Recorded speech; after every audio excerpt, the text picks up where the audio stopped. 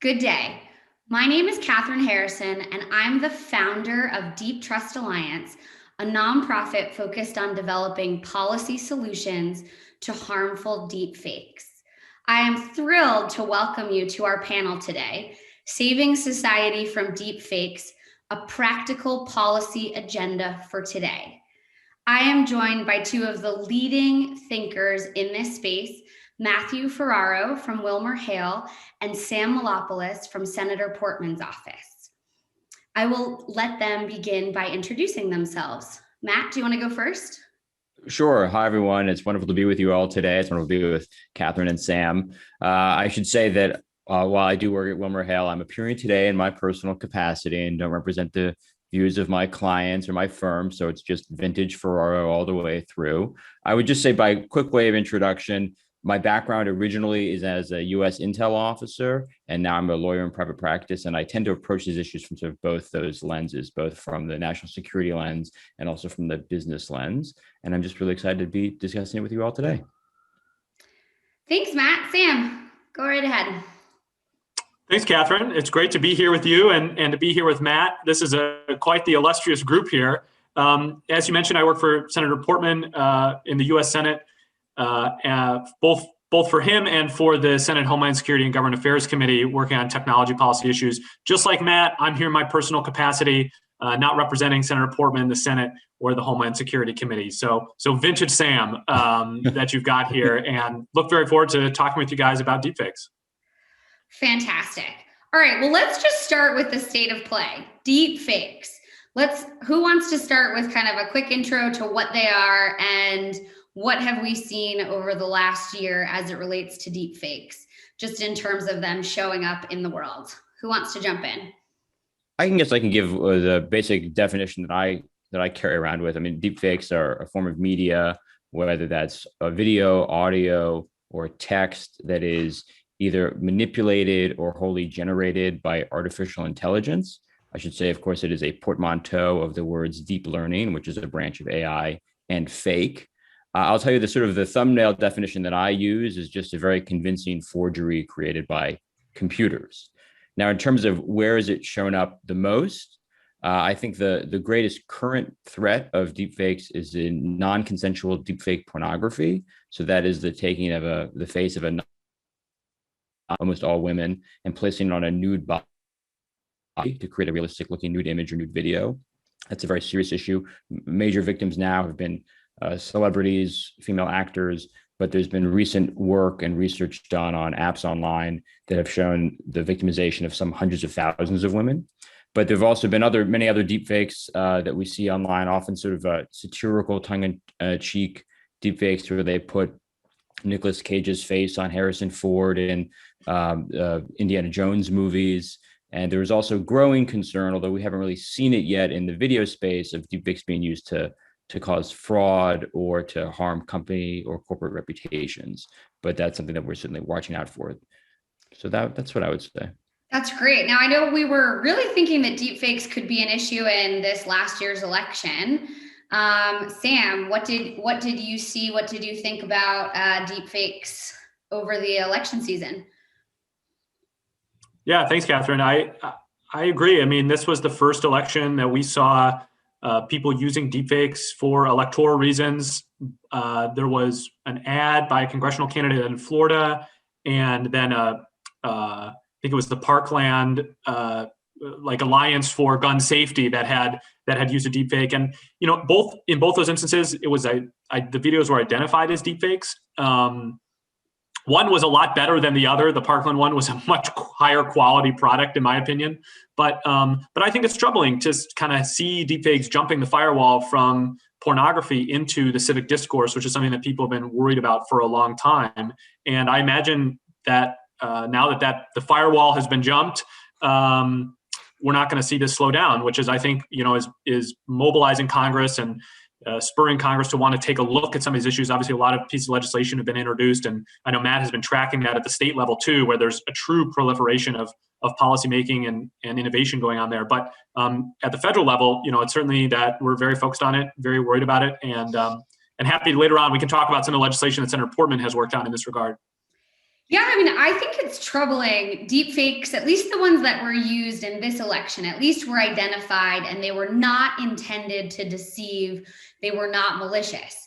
They brought individuals back to life. They put people in different types of contexts. And that's something that we're seeing a lot in the entertainment space. Candidly, my key takeaway from this election season is that people didn't need AI generated video in order to believe lies. There was a ton of content that was provided via text, traditional imagery and video that was miscontextualized, et cetera.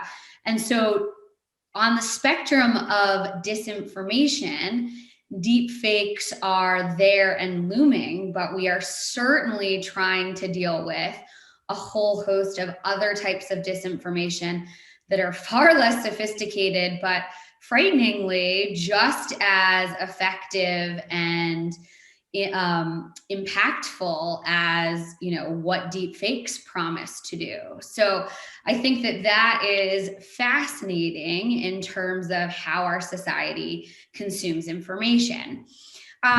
So, I think as we look at the spectrum around disinformation, there's kind of a broad question about who sets the policies and what are the steps that can be taken to help humans at least understand what they're seeing and where it comes from. I think this probably applies as much to traditional, conventional disinformation as deep fakes. So let's think about a framework for thinking about these things. Maybe we can start with some of the laws that are on the books, but then I really want to talk as well about what are other solutions that companies, that individuals, et cetera, can be thinking about. So let's jump into sort of the landscape right now as it relates to legislation. Matt, do you want to walk us through what we've got there? Sure, happy to. So right now, we're speaking in February of 2021. 5 states have adopted laws that bar some kind of deep fakes, and those are California, Maryland, New York, Texas, and Virginia. And they basically focus on 2 buckets. One is either barring deepfake pornography, which is what we discussed before, or barring deepfakes as they relate to elections in certain circumstances. And about in the past year, some of these laws have now lapsed as legislatures have turned over. About a dozen other states were considering laws that were similar, sort of fell in a similar category.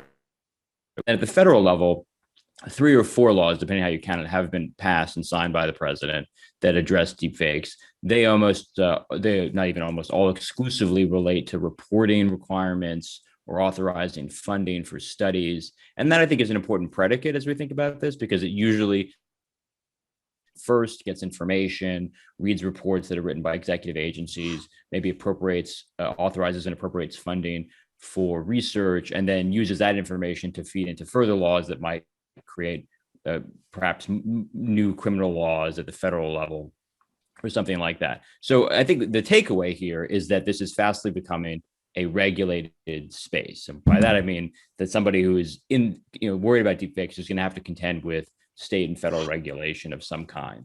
Now, it should be said that I know of no cases that have yet been brought, but these laws are pretty young. So we'll see what happens in the future. But again, I think to Sam's point, a lot of legislators in both Washington and state capitals around the country are concerned about these very dangerous consequences of deepfakes. And I just wanted to follow up on one thing that you said, Catherine. I sit only about a quarter mile from the U.S. Capitol now. I'm in Washington, D.C.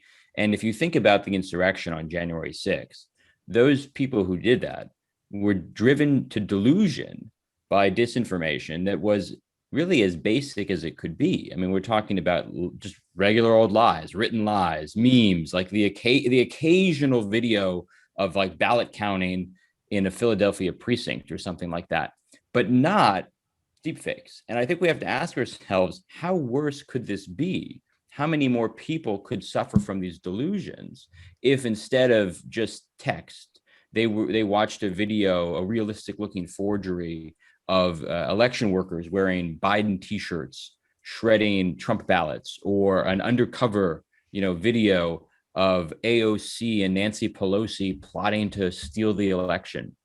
And I think that's the real concern. It's that deepfakes exist on this continuum of disinformation, which has gotten worse for all kinds of reasons, everything from the loss of trust in institutions to sort of the multiplicity of voices that you get online now. But it is such an accelerant if all of a sudden you have believable media that furthers your own preconceived notions and the like.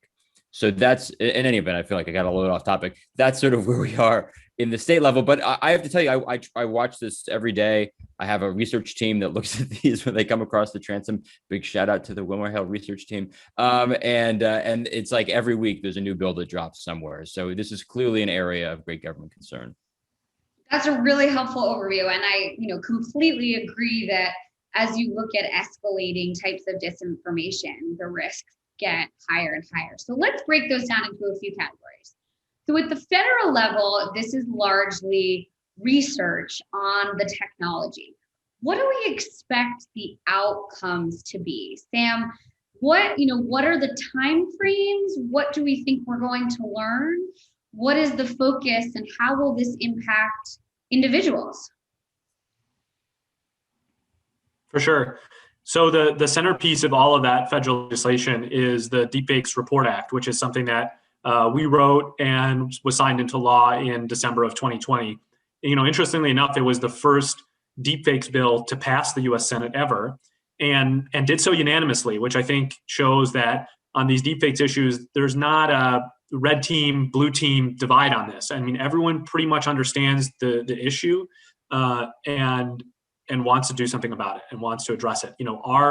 Our report, I think, captures well what, and there's some other legislation on this topic too, but I think captures well what we're trying to do, which is this is a serious problem. And there's a number of equities at stake, in particular, First Amendment equities, which we're very, very sensitive about. And so we don't want to shoot from the hip. We want to be able to do something that is constructive. And so by directing the Department of Homeland Security's Science and Technology Directorate to look at these things, we think that we can get some valuable information that will inspire future lawmaking. So what that information is basically looking at how deepfakes are used right now, used by foreign adversaries, used by domestic actors. And then not just being descriptive, but also looking at then what do we do about it? What countermeasures are available to people? What countermeasures should be available to people? How do we detect? We have this arm of adversarial networks. What's the state of that? What are companies doing already? Because there's been a lot of really great work. Obviously, the Content Authenticity Initiative that Adobe and TruePic and some others are working on. I mean, that's good stuff. So we want to be capturing that full universe and then contextualizing it entirely within that First Amendment framework, so that we can go past some legislation that fixes the problem, but does so in a way that's sustainable and and has the most consensus and most buy-in. So that report, I wrote the thing. I should probably know the exact date. I think it's 270 days from enactment. And so, I think for those who are watching, this is something to keep an eye on, because in under a year, we will have this really great piece of work coming out of DHS.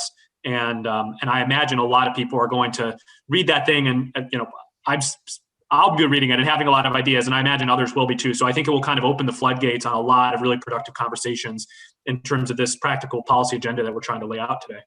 Yeah, if I could add a compliment to Sam, I would just note that the report's going to be public, which is to say non-classified. I do believe that there's a provision that allows for a classified appendix, but I think that's really wonderful when you think about the entire ecosystem, the information ecosystem that we want to talk about today, of the private sector and government bodies, and then also sort of other regulatory bodies in the professional space. It's important that everyone have relied upon information, how appropriate, right? That we should all have verified true information when deciding solutions for disinformation.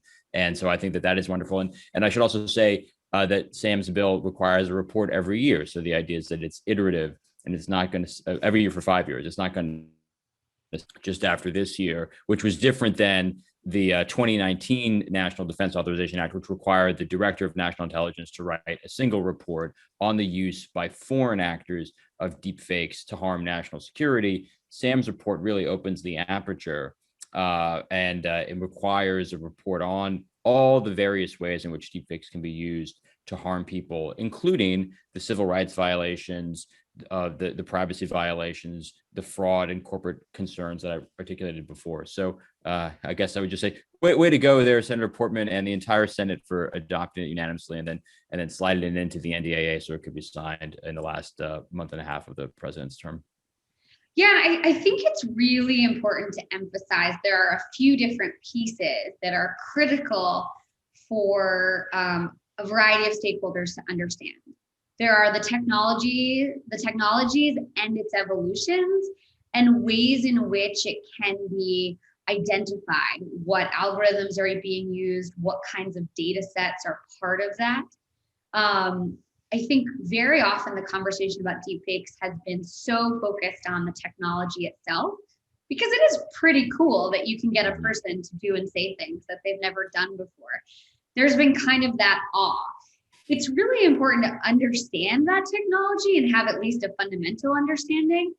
But I also am really, really focused on identifying the harms that it can be used towards for individuals, for organizations, and for communities and societies as a whole. And I'm really disappointed right now with how little is tangibly being done to protect women from the harms of deepfake pornography.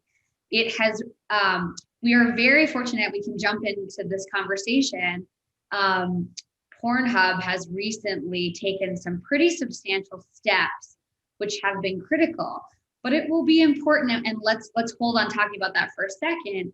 It will be really important that as observers and reviewers of that report, we think about all of those different implications. And there are good uses of deepfake technology for creating data sets, entertainment, etc.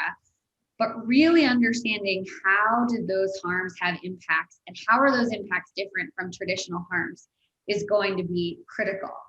So let's go from the federal level down to the state level. So you've talked a little bit, Matt, about the different laws. It seems like none of them have actually been tried or really put to use thus far. Where do you think we're going to see the first usage of those laws? And if not, what have we learned that can influence federal policy as well as how corporations think about this? So this is interesting.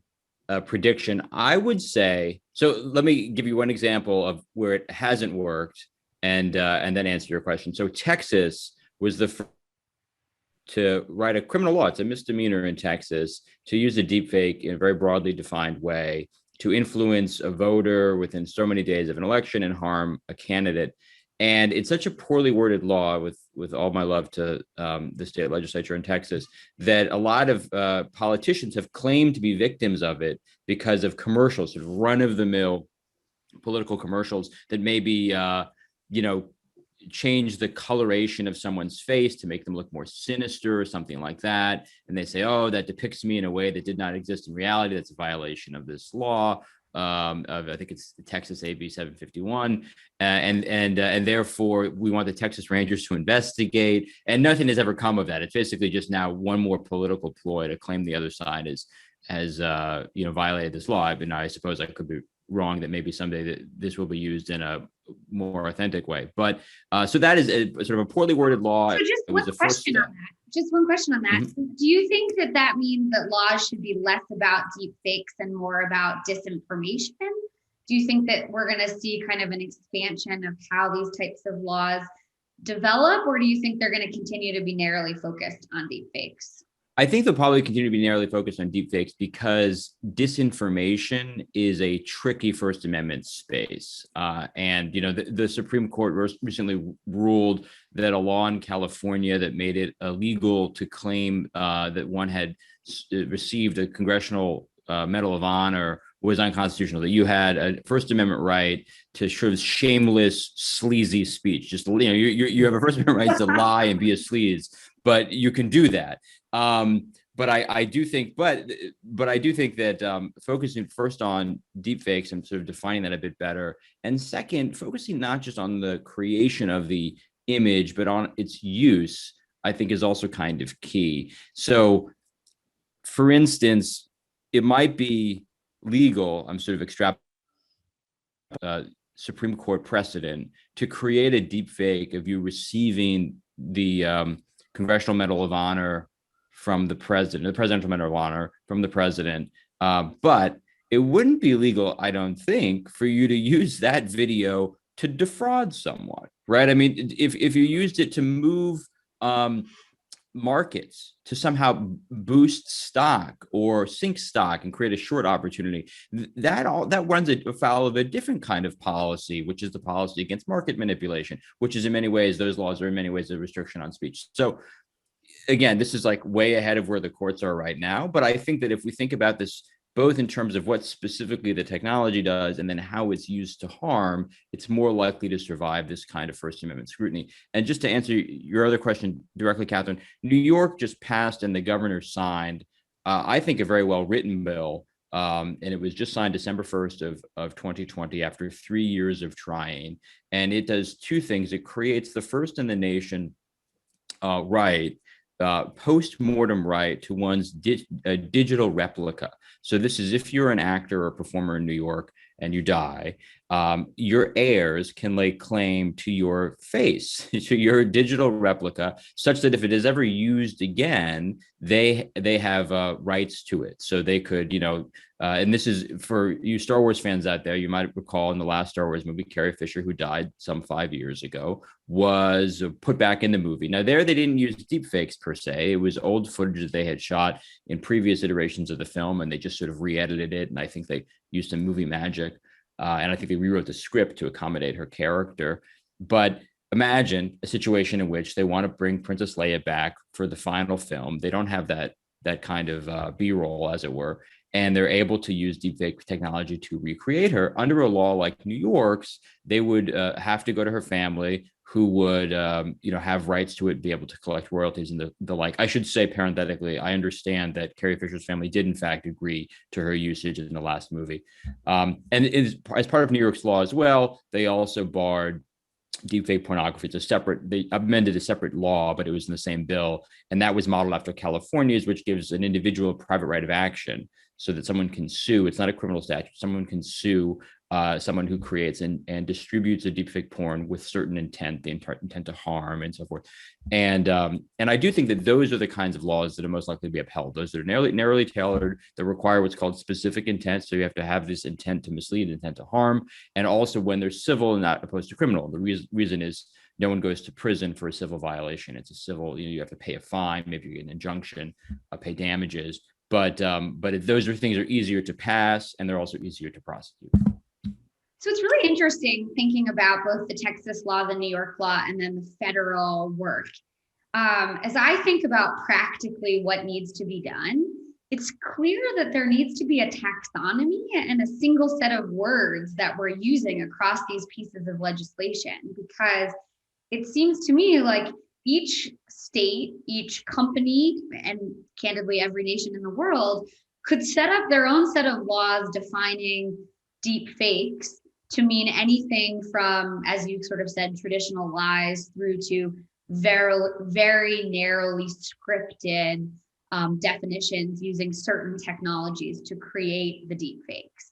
So, given that we're really focused on that practical policy agenda, I think one thing that's really clear to me as I listen to this discussion is how important that taxonomy is going to be, understanding both the technologies as well as the harms. Are you guys talking about that, Sam, as you think about what's going to come out from DHS? Yeah, it's a really good point, because this is actually something that we thought a lot about when we were writing the legislation, is how to craft a definition that was faithful to what we wanted, but wasn't too complicated. And, we originally had thought about defining the term deepfake, and we actually decided not to, because, and this is perhaps particular to what we were attempting to accomplish with the legislation and how Matt was saying, opening the aperture. But the term used in the legislation is a digital content forgery. And the reason for this was when writing the definition of a deepfake and talking with technical experts, we wanted to capture things that weren't just video, but audio and even text, right? We're seeing, GPT-2, GPT-3. I mean, those aren't really deepfakes. And our technical experts were saying, well, it's not, you can do whatever you want, you're Congress, but it's not really faithful to what a deepfake is to include some of this text-based stuff. But obviously there's such a disinformation risk coming out of the text, just text-based GANs, right? So, or text-producing GANs. And so that's why we went with the term of digital content forgery, so that we could actually, as an umbrella term, and we kind of see deepfakes as something within that. Obviously, people use synthetic media too. Matt, I'm curious to know maybe if any of these state laws actually define it not as a deepfake, but as synthetic media. We need to be really sensitive to the terms we use. I think it'd probably be interesting to go look and see how did Congress first define an airplane or a submarine, these emerging technologies 100 years ago. And I imagine they ran into all sorts of similar problems as the technology's evolving. So you want to have a definition that's accurate, but not one that's so constraining that the technology might change. And DHS says, we actually can't talk about this because it's actually outside the purview. So I think we captured that well with the term digital content forgery. And we would hope that catches on as Congress continues to legislate. Yeah, I think it's fascinating because, where I think the value of policies is really around the behavior. I think overall, we've learned over the last 100 years that and I don't want to jump into a Section 230 discussion, but when you try and regulate technology. I don't know if we're going to be able to avoid that. But before we get there, when you try and regulate the actual technology itself, it becomes very, very difficult because technology is evolving at a rate and pace that far exceeds our ability to legislate or really understand its impact on society. And so I think a lot of the key drivers for policy should be around what are the impacts to individuals, organizations, and society, with the understanding that these technologies are going to change, they're going to evolve, we're going to find good uses for them, we're going to find terrible uses for them. Humanity is infinite in its ability to creatively discover new uses for different types of technology. And so I think it's critical to understand and define what the technologies are and where they're likely to go. But it's more important to really focus on the harms and the impacts on individuals. And I want to go there right now. So we've talked a lot about the state of deepfakes, the impact certainly on foreign actors, elections, etc. But still so little is being done about the harms to individuals. We've seen celebrities like Kristen Bell, Gal Gadot get on Instagram and share the stories and the pain that they've had being attacked in terms of deepfake pornography. Now, they are fortunate to have many resources, large public followings, but we are rapidly going to get to the point where this is going to impact certainly any woman. And I say woman because most of these deepfake pornography are targeted to women. So from a policy standpoint, who can step in? What do we need to do? And how do we get much more urgency around this before it's someone's teenage daughter that's being targeted? So I'd love your thoughts, Sam. I'll let you start and then we can kind of dive in from there. For sure, yeah. And I would note, I believe it was in Australia that there was a teenager she had just posted her photos, I don't know, at the beach or like whatever, like just going about her life. And then people weaponized that and started making them pornographic. I mean, really, really disturbing stuff. So I think, I think the way, well, first I would say in terms of these individual harms, I mean, I tend to think that we would be seeing much more action against deepfakes if basically the sole purpose of this technology, at least as it is right now, is just designed to profit from the objectification and commodification of women's bodies, right? I mean, like that, if it was anything other than that, I imagine we would be seeing a crackdown. And I do think, that's what we're trying to do, is try to lead the crackdown. And obviously we have all sorts of actors across industry, and obviously Deep Trust Alliance, right? I mean, people are getting in the game. So I think that's a really promising thing. I think the way that we kind of approach, or I shouldn't say we, I'm speaking as me, think about what a practical policy agenda should look like is three things. And I think the first thing is,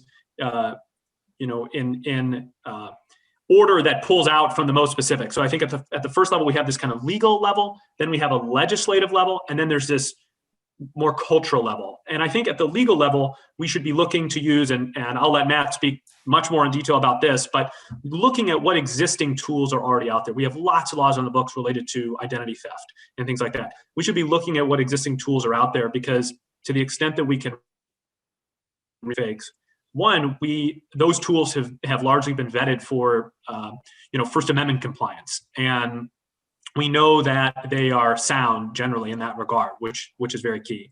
And then, relatedly, the extent to which we can use actors outside of government. So, like I mentioned, the Content Authenticity Initiative. I think this is really great because these entities do have some speed with which they can do these things. Legislation, policymaking process can be so slow that those non-governmental actors can be very effective at responding to some of this stuff. At the legislative level, I would say, I do think to open the box on 230, I do think that we can't divorce the deepfake issue from the 230 debate. I mean, Congress is having this incredible debate, a great, robust debate on 230, and the deepfake issue is totally linked to that. And I think that there's a lot of people come to the 230 debate for a lot of different reasons, but I think we need to make sure that the deepfake issue, to your point, generally women are getting harmed by this stuff and can't get it taken off. I mean, I think the young woman in Australia, that was her problem. She couldn't get it taken off the internet. So you can imagine doing a job search and like this keeps popping up. So I think as whatever we're doing with 230, we got to keep this in the mix. And then at the most broad, this cultural level, I think that we need to be mindful of the socio-civic context in which we're operating. And, speech that is deliberately deceptive, and to Matt's point, just general disinformation, is not new. In 1844, people made up a story about James Polk so that in an attempt to swing the election. And when the Whigs got caught doing this, it was a fake story of like a Tocquevillian character was Baron Rurbach was traveling America, and he wrote this book about and mentioned James Polk doing some heinous things, and these Whig newspapers picked it up, but then it was disproven, and Democratic newspapers said, no, this is a lie. And the defense that the Whig newspapers used was, yeah, we know that was bad, we shouldn't have done that, but a Democrat gave it to us, that it was like a false flag operation. So you can imagine the knots that people were getting twisted in, right? And this is 1844. And so I think that it's interesting. You go back in the congressional record in 1845, you've got members of the House debating this. They're talking about not just this, but other forgeries and deepfakes, allegations that if you vote for Henry Clay, he'll sell public land after he's the president and you'll get the proceeds as a voter. I mean, this is like all throughout the Western United States, people are hearing this. So I think we just need to recognize that we might, if we lived back then, we might call those deepfakes in a way. I mean, this Rurbach thing looks pretty similar, and for a non-digital era. And so I think that we need to be mindful of the fact that disinformation is going to be with us. People are going to engage in trickery. Part of that might just be human nature. But the reason things were not able to catch on back then is because there was genuine decentralization in the media environment. And I think now we have we have like a faux decentralization. We have so many news sources, but it's like we're all in the same auditorium, right? Everyone can be reached instantaneously. And I think we just need to be mindful of that when we're addressing this. What are the limitations with just human nature, but then what is the context in which we're doing this stuff as opposed to, the 1840s? Well, and I think that what you sort of raised there is that question of scale. So you can suddenly get lies out at global scale with very little ability to verify source and where it comes from. And I think that scale and that velocity at which that scale at which that disinformation can spread is really the root of the problem. It's one thing if it's a handful of newspapers and then you can get the truth out. When you literally, people cannot determine where there's a base set of facts, that's what's really challenging. And so, there are a couple of technology approaches around identifying or certifying or signing, where does an image, where does a set of text, where does that come from? And I wondered, how do you guys think that needs to fit into the policy conversation? Because, you know, we can say disinformation has always existed. There's lies on the Rosetta Stone. That is true. But the persistence, which you mentioned as it relates to the Australian teenager, is such that, you know, it used to be you threw out the newspaper. Today, the newspaper exists forever, and there are not good tools or capabilities to be able to get that information off the internet. And then second, you have very little control over the distribution unless you're one of the major social media platforms. And I think we saw through COVID and in the last couple of months, their ability and actual power to stop the spread of disinformation and misinformation when, you know, it fits their policies. So we've talked a lot about the legal and legislative side. I want to pivot a little bit more to the corporate side. Obviously, there are the technology companies. We can talk about a few different approaches.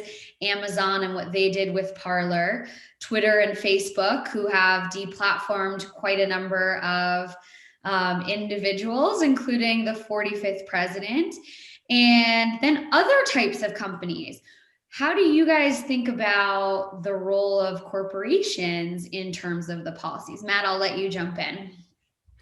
Sure. I mean, I think that that's really important. I mean, to state what might be super obvious, essentially all of the interactions that you have online are through private companies, right? Usually through the form of contract. You have contracts with your Twitter company, with your social media companies.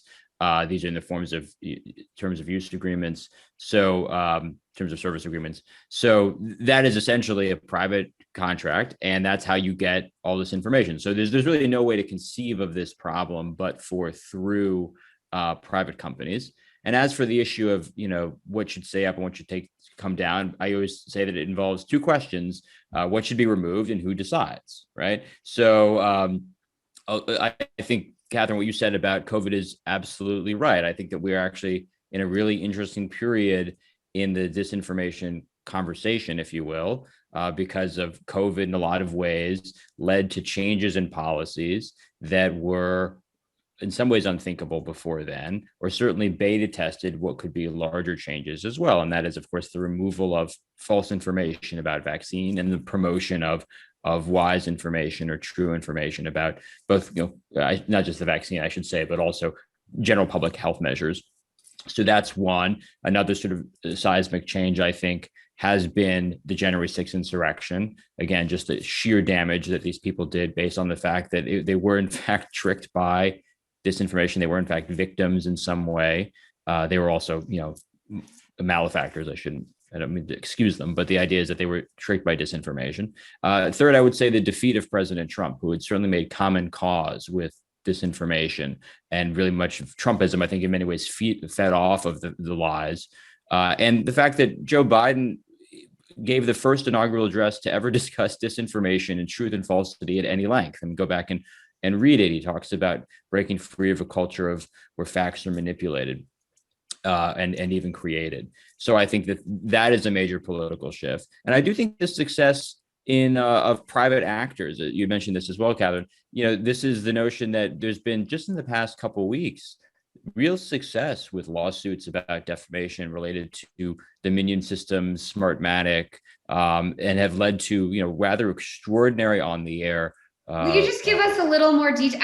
Obviously, Sam and I will, just for our audience, can you just give a little bit of background on those lawsuits so that people are familiar with what you're talking about? Yes. Yeah. Thank you for reminding me that we're not all always in the weeds on this. So these two companies, Dominion Voting Systems and Smartmatic, create either software or hardware to facilitate voting, and they became sort of the bête noirs of a right-wing narrative that this election was stolen and that these private companies were part and parcel of this big steal, this big lie that the election was stolen from Donald Trump, that they were, I think the claim was that Smartmatic was founded in Venezuela, and that Hugo Chavez, who died 7 or 8 years ago, was somehow behind this. Just sort of like absurd lunacy, and yet it was given such proliferation, and it was promoted on television by surrogates of the president and by some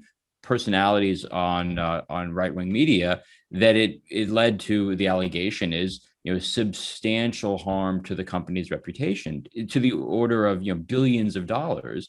And so these companies have launched defamation lawsuits. I will say that I do believe that the defendants are denying responsibility, so we should say that it will be up for the courts to decide. But both the mere threat of litigation and the initiation of litigation has led to some extraordinary things, like these on-air retractions from both Lou Dobbs on Fox Business Channel before he left the channel, to his show was canceled. I think technically he's still with the company, to Newsmax, to others, to OANN, the sort of Trumpist outlet that released a lengthy statement basically disclaiming any responsibility for false statements by Mark Lindell, or Mike Lindell, the pillow guy. You know who I'm talking about. He sells pillows. He sells pillows and he sells conspiracy theories. Buy one, get one free. So in any event, that success has been significant. And you did mention, Catherine, the Pornhub issue. And I think it's worth dwelling on for just a moment. Yeah, please. Because in that situation, for those who aren't aware, the website, the explicit adult website Pornhub, is owned by a company called MindGeek. And there was a single article by Nicholas Kristof in the New York Times in which he, it was essentially an expose, showed that videos on that website were either illegal or very untoward and troubling. And it was on the basis of this single article that the payment processors, Visa and MasterCard, and I believe others, went to MindGeek and said, you have to change your business model and how videos are uploaded, or we were not going to process any of your payments. So just, again, think of the attenuation of that, right? A single article leads to the payment processors, third parties, basically pressuring a company. And then MindGeek said, okay. And they completely changed how the business model worked for that website. And I point that out as just saying that there are a lot of pressure points. And I think that when we think about this problem, it is a mistake. And Sam more or less got to this before as well. It's a mistake to think that there's only like laws and not laws, like laws that are signed by the president, passed Congress and signed by the president, and are engrossed in the the roles of the National Archives and like doing nothing. That there's this huge delta of things that you can do, and some of that is private and corporate, some of that is legal and litigation, some of that is just norms, right? I mean, this is something that we talk a lot about in the legal community. How do professional ethics bind lawyers to make sure that when they submit video evidence for trial, that video evidence is not manipulated, right? I mean, what are the responsibilities of lawyers through the professional ethics, which is, that's not a law. That's, that is basically a professional body policing itself. I would say newspapers or something similar. I haven't heard of this happening, but I imagine that there could be that are promulgating through like the newspaper unions and all of that, the writers guilds and so forth, for how to use manipulated media for stories. Or, for instance, I know that there was a famous use case a couple months ago of it was gay people in Chechnya, where being gay is quite dangerous. Their faces were changed via deepfake technology to protect them. It seems like a pretty good use case, but you want to make sure that your ethics people are thinking about how that jives with general newspaper journalistic ethics. Maybe you have to put a disclaimer. Maybe you only use it in cases where it's really a serious and imminent threat of harm to the individual, something like that. Anyway, I think I've prattled on for a while, Catherine. No, I think you bring up a really good point, that we're in a moment where suddenly it's clear that there are actually a lot of different stakeholders that can take action and influence how deepfakes in particular and disinformation more broadly are either tolerated or not in society. So we've certainly gone quite a long ways on the legal and the legislative side. And as now, kind of the obvious policies are the social media companies, right? And so Facebook has obviously banned deepfakes officially. There are a variety of different terms of service and policies for different social media platforms that cover a variety of types of deepfakes, disinformation, et cetera. But now we're actually seeing, as you say, this expands to a whole variety of companies. payment processors that are facilitating the business of disinformation. And this is where I think some of the most promising policies can actually be put forward. I think we're in a moment when certainly American society, and we can talk about it more broadly in the international context, is really frustrated with the challenges of trying to figure out what's real. And I think we have a very interesting moment when you combine the disinformation with COVID, disinformation around the election, the events of January 6th, to get a number of corporate stakeholders who are not who try to stay as far from politics in general as possible to identify these harms and their roles in propagating it. And at Deep Trust Alliance, we see a few different stakeholders that you can focus on. Obviously, the payment providers, but every company is suddenly going to have to deal with the private actions of their employees and on sort of the broad stage. And so there's going to be questions over the last few weeks we've seen where people have promoted conspiracy theories, deep fakes, disinformation, and they are tied to a company, and the company has to decide what do they want to do about their reputation. So I think we're going to see some really interesting directions come from private organizations that have to decide what they want to do about their own reputations and their employees.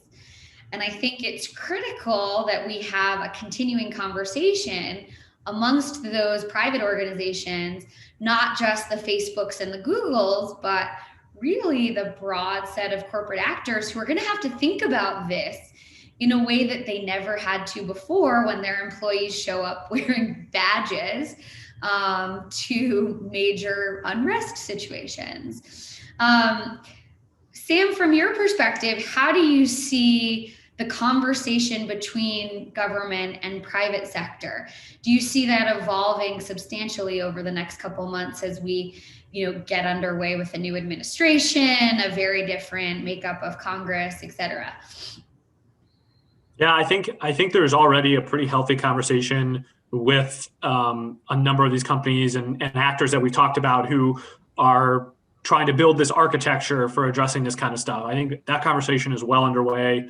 Senator Portman is the Republican chair of the Senate Artificial Intelligence Caucus, so that's another of the hats that I wear. And we've brought Deep Trust Alliance right in for AI caucus stuff, and we brought the Content Authenticity Initiative in, and so we've been hosting briefings for staff and trying to be the convener on this stuff. I think what do you think is still missing? What do you think is still needed to advance this? Yeah, so I think a lot will hinge on this 230 conversation and where that goes, because you could imagine a world where the 230 conversation goes really well and a new set of actors, it's possible the platforms say, we actually want to play ball and there's some things we want to do, possibly like a 230 carve out on deepfakes, for example. I mean, I'm totally spitballing here, but there might be progress on that. Now, if the conversation— Can you pause for a second and tell us kind of what is the state of the 230 conversation right now? What are the main kind of themes, and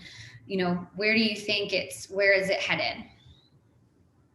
Yeah, that is a great question. That is in some ways the $1 million question. Where is it going? But it does seem there was maybe 12 or 13 230 reform bills introduced last Congress. Obviously, Senator Portman was the first to ever amend 230 with the Sesta-Fosta legislation related to sex trafficking, and so we've been involved in this conversation for a long time. But of these 12 or 13 bills, I mean, it really falls into two buckets, and the one bucket seems to be— I mean, I'm a bit overgeneralizing, but you have this one bucket that is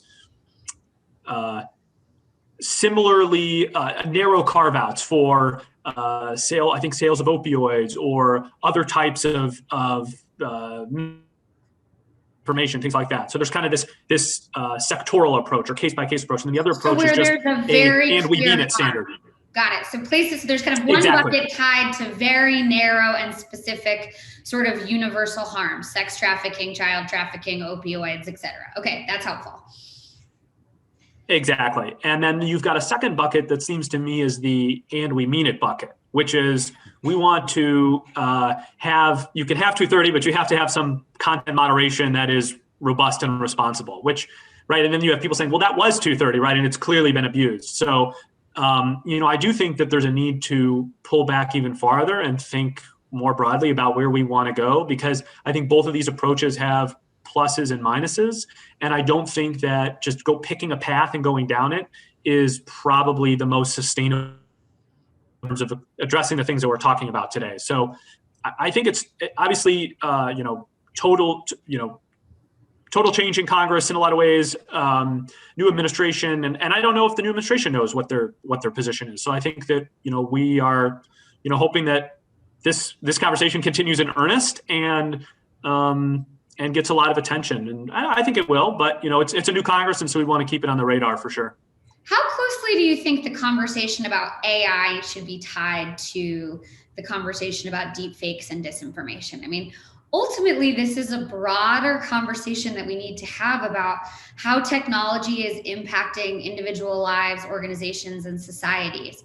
How do you think that, what will it take? How closely should those be tied? How should companies and government really tackle that? I think I feel positive about making progress on the deepfake issue for this reason, that the deepfake issue is somewhat in the middle of a pincer between people on the AI side who are coming at it from the technological piece, and then people on the disinformation side who are coming at it from that angle. And certainly the ability to detect deepfakes is going to be key to any of this. And a lot of that will just rest on how good is our AI, right? How good are our GANs, and being part of that arms race. So I think I think the AI piece is intrinsic to all of this, and that's why we started working on it at the AI caucus. And the legislation we did was actually supported by every member of the AI caucus, which was kind of a fun thing to have everyone be on the same team, and then obviously pass a 100-0, but in the Senate. But I do think it's kind of caught between two very powerful interests of people wanting to work on this stuff. So I think it's a good sign. I think that's a great point for why deepfakes in some ways can be a test case and actually the tip of the spear for how you develop policies around emerging technologies, because they bring in some very interesting new technical directions that raise ethical, business, individual concerns. And they also, have both positive and negative uses. And you can scope them quite narrowly to Matt's points around if you use the right language and you are very specific about how you're regulating, or at least, legislating the use, particularly tied to harms and the impacts. So, as we're kind of coming to the close of this conversation, it's very clear the practical policy agenda has to take in a clear set of definitions that everybody understands. I think while all of us feel like deepfakes are pretty well understood, I think there's still a lot of confusion. There are business policies, there are legislative policies. I want to close around the question of how do we measure effectiveness? Because ultimately, we can write any number of laws. There are thousands of corporate policies that exist, many of which we all adhere to without even knowing. And yet there are still very direct impacts on individuals. And so how do we make sure to build in that measurement and effectiveness into everything that we're doing? Sam, I'll let you start, and then Matt, would love to hear your perspective on the legal side. Yeah, I think this is a really, really good question. It reminds me of the debate that people have over the DMCA, where people are saying, look, there's millions and millions of takedowns. The system works. And then there's millions and millions of takedowns. The system doesn't work. There's all this copyright infringing stuff out there. So I think we could find ourselves caught in a situation where, depending on how we do a measurement, people look at that data point and draw completely opposite conclusions. So I don't know if I have a good idea on what the measurement should be, but I do think we should be sensitive to that. And because if we don't have a metric that people can agree to, then, we may, now this issue is a little different because there's very few people who are defending deepfake pornography, right? So we could probably look and say there's this many takedowns of deepfake pornography. Obviously the Pornhub stuff, I mean, that seems to be an unalloyed success in terms of addressing that segment of stuff. So I think I agree with you. I think we need to be careful about what the metric is, because it could be, kind of manipulated in a way that undermines its objectivity. I would just say that in the disinformation space, we talk about exposure and belief, the amount of people who are exposed to disinformation and the amount of people who believe it. And I think one way of measuring success is if you reduce both of those numbers. If the number of people exposed to deepfakes, malicious deepfakes, goes down, that's good. And if the number of people who believe the authenticity of malicious deepfakes goes down, that's also a victory. Do we have ways to measure those things? Sam, is well, the test report looking at any of that? Is there a way to measure it? I mean, I think that there's not like a simple number, but I think you can track, however many times a piece of media is downloaded, whether or not it's shared as being authentic. For instance, check this out. This is so real and great. That would be one way. But yeah, no, it doesn't remit to like easy measurement right now. That will take a bit more work. Yeah, it's interesting to think what will need to be enabled for us to be able to understand and measure the impacts of policies, whether they be corporate or government. I would add another metric in terms of speed and ease of being able to deal with deepfake. We could start with porn. Deep Trust Alliance is focused first and foremost on deepfake pornography because that's the biggest problem today. But one of the challenges is that if a deepfake porn pops up of me, and we've obviously talked about this tomorrow, it is an expensive and lengthy process that basically traumatizes and re-traumatizes the victim over and over again. And I think that one of the important measures that we need to have, whether it's dealing with, foreign state actors or vindictive domestic partners, is how quickly can that material be flagged and stopped from being distributed?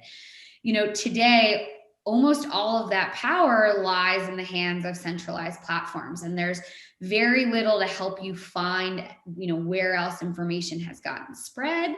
And I think that that's going to be an important metric. Now, there are obviously impacts on freedom of speech and who makes those determinations, and how do you prevent whistleblowers from getting their voices stopped? We work quite a lot with Witness, which works with journalists in emerging markets that have to deal with authoritarians that will use the claims of deep fakes or disinformation to silence the opposition. So it is not a simple challenge, but I do think that there are going to need to be mechanisms and policies that address some of those ease of use and persistence problems to really effectively have policies that work to protect, whether it be victims of child trafficking, deepfake pornography, et cetera, because those harms are very real and very direct. Well, this has been an incredible conversation.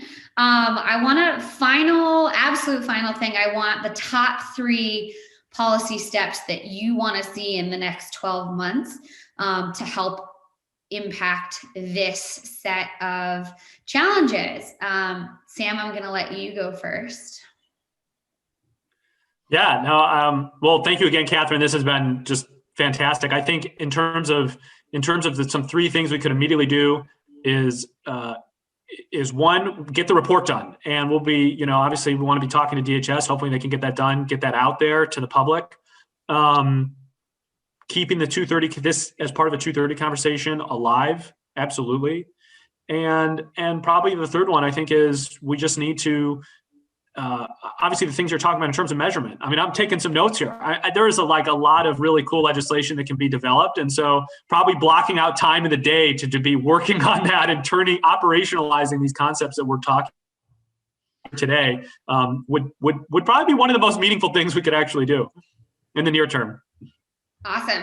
All right, Matt, from with Oh, your it's legal always hat. tough when I have to have three. So I will say I think finding a good definition, both in law and in practice, for malicious deepfakes is going to be important. There was a bill that I think has since lapsed in Congress that would have required the National Institute of Standards and Technology to come up with a definition. Maybe that would get second life. I'm very interested in seeing what kind of litigation flows from these laws that I discussed. I think that will be an important use case in a common law system like ours. A lot of this stuff just gets hashed out in courts. So I think it'll be interesting to see how that comes out. And the third bit I'll say is that I think we haven't really talked about this, but the use of intellectual property law to protect victims of deepfakes is something that has happened to some extent so far with some success. But I'd be curious to see in the next year if that can't be utilized more to the benefit of victims. And just very quickly, something that is copyrighted or trademarked has to come down from a site if the site owner or publisher is notified of the copyright. It's under the DMCA, the law that Sam mentioned before. And oftentimes, especially for these celebrities who are victims of deepfake pornography, the imagery is taken from a movie, so it's going to carry a copyright. And I think that that's an area where more aggressive lawyering, especially on behalf of those who can afford it, like celebrities or movie studios, could be an interesting aspect of this. And I think the benefits of success in that realm could redound broadly to society. And let me just say, what a wonderful pleasure this has been with all of you. Thank you so much. Absolutely. I really like that last point because one of my three, it probably wouldn't be my number one, but is policies around consent for the use of data in AI trained models. So many developers of deepfakes, whether they're for malicious uses or for entertainment, are scraping images off the internet, are taking pictures from people's social media platforms. And there are real questions about, do they have consent to use those photos, those likenesses? All of the synthetic media companies in this space, like Synthesia and others, have very clear policies that they are only developing images, video, audio, text from actors or participants who consent. And I think that much more control over our data privacy, our likeness, our voices is going to be a critical area of policy development over the coming years, which we haven't talked about very much today, but which I think is an important space to really think through. So that would be one of mine. I think the conversation tied to data privacy should not be separated completely from this conversation. The second is really around that lexicon, really getting to a common understanding of those terms.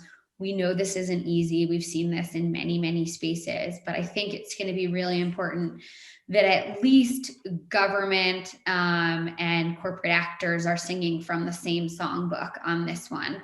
And Deep Trust Alliance is certainly pushing on that.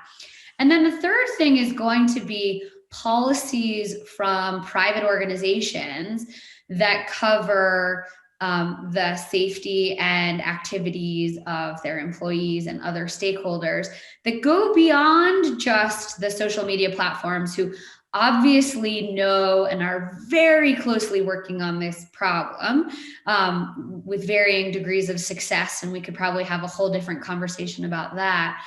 But getting the rest of the ecosystem to understand how they may be inadvertently contributing to, the lack of civility on the internet, deepfake porn, et cetera, I think is really critical. And I think it's something that certainly corporate leaders have woken up to in the last 6 to 9 months, but we're going to need to see a lot more of that.